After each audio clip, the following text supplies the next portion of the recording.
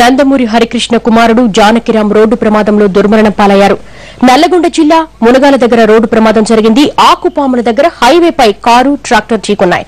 ఈ ఘటనలో నందమూరి హరికృష్ణ కుమారుడు జానకిరాం దుర్మరణం పాలయ్యారు. ప్రమాదంలో తీవ్రంగా గాయపడటంతో జానకిరాం అపస్మారక స్థితిలోకి వెళ్లిపోయారు.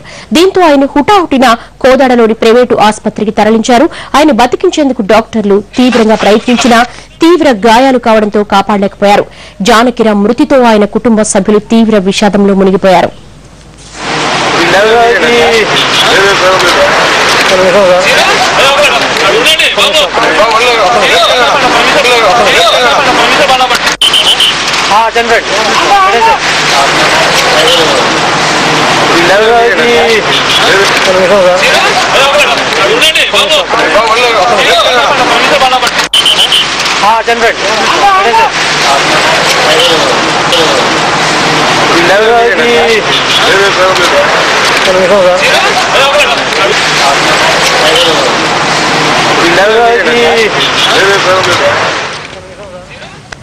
జానకిరాం మృతితో నందమూరి కుటుంబం విషాదంలో మునిగిపోయింది.